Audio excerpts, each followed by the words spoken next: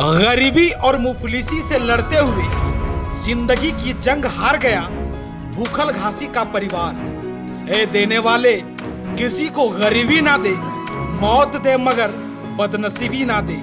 यही गरीबी और बेबसी की कहावत भूखल के परिवार के साथ चरितार्थ हो गई।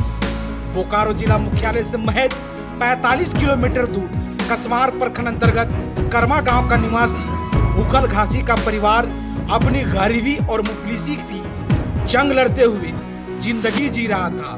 विकास का दम भरने वाली सरकारें दावे इस परिवार से कोसों दूर है।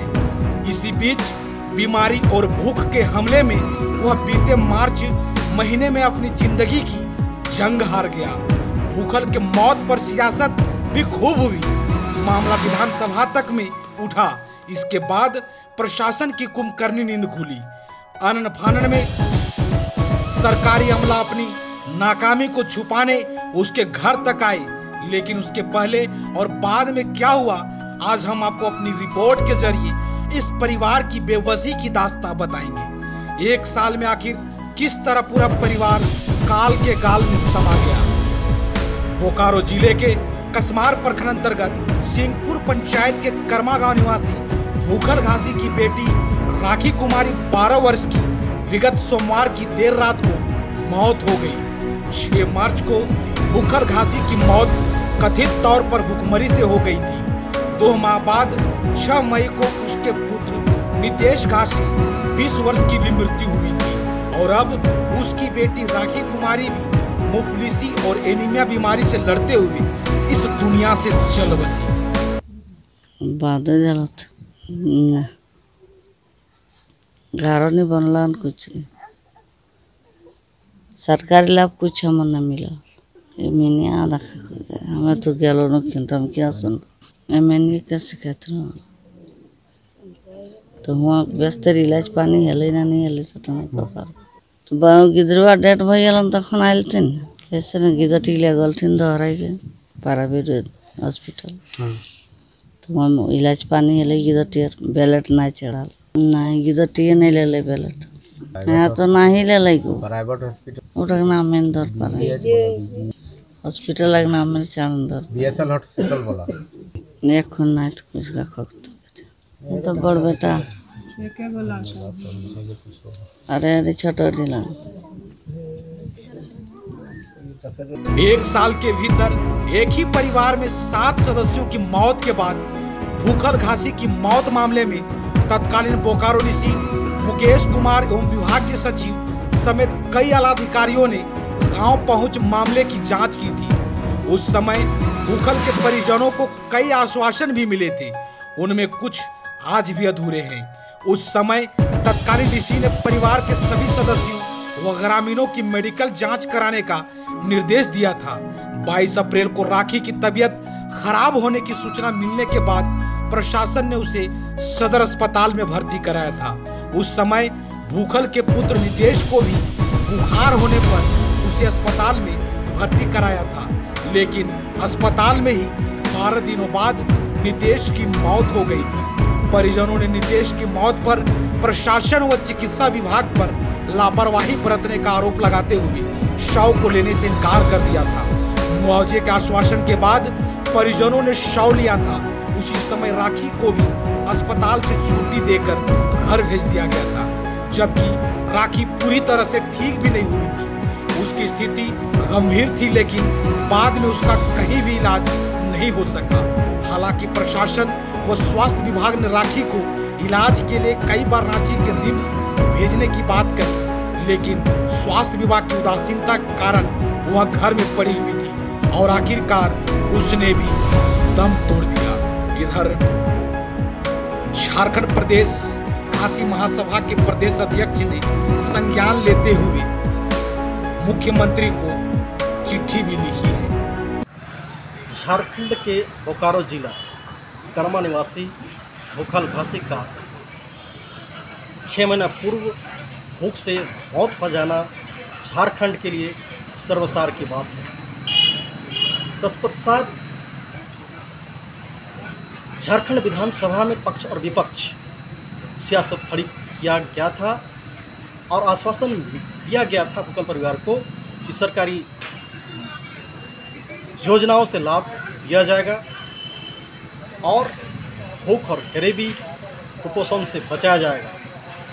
लेकिन सरकार की घोर निंदा से फिर एक दलित परिवार, सरकार ने हमेशा दलित शोषित पीड़ित का दम भरने वाले सरकार ने दलित भूखल घासी के पुत्र पुनः बीमार होता है और लापरवाही के कारण फिर पुत्र का देहांत हो जाता है।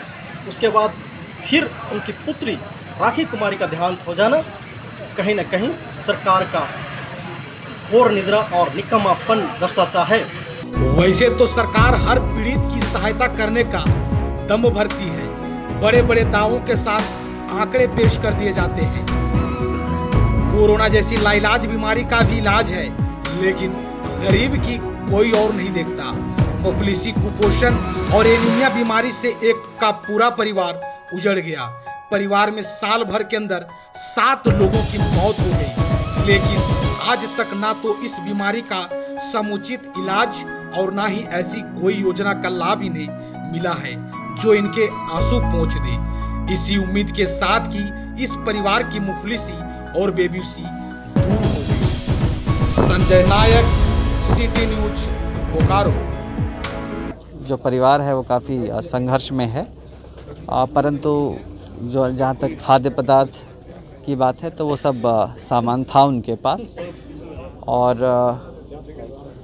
और भी जो सुविधाएं थी वहाँ पे, लेकिन चूँकि ये बहुत ही वल्नरेबल फैमिली है तो इस परिवार को एक स्पेशल अटेंशन की आवश्यकता है, जिसके लिए हम लोगों ने अभी MOIC और सर्कल ऑफिसर को बोला है कि हर 15 दिन में इस परिवार का हेल्थ रिपोर्ट के साथ अन्य जो बुनियादी सुविधाएं हैं उसका सत्यापन करके मुझे व्यक्तिगत तौर पे उपस्थापित करेंगे, और किसी सक्रिय NGO को, स्वयंसेवी संस्था को इस परिवार से जोड़ने की आवश्यकता है, क्योंकि घर में जितने भी अभी इनके लोग हैं वो इस स्थिति में नहीं हैं, बहुत ज़्यादा मानसिक तौर पे उतने सशक्त नहीं हैं कि बहुत ही मूल्यांकन करके निर्णय वगैरह ले सके। तो एक बहुत ही स्ट्रॉन्ग हैंड होल्डिंग की आवश्यकता है, तो उसी पे काम कर रहे हैं हम। सर, ये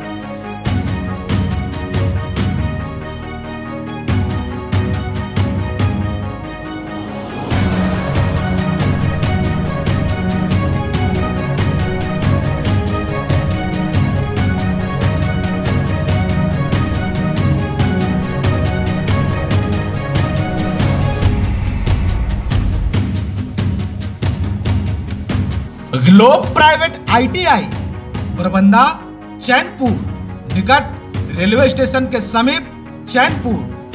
ITI के क्षेत्र में एक विश्वसनीय नाम Globe private ITI Barbanda, Chainpur. Ramgarh जिले में एकमात्र सर्व सुविधा युक्त ग्लोब ITI NCVT नई दिल्ली से मान्यता प्राप्त संस्थान।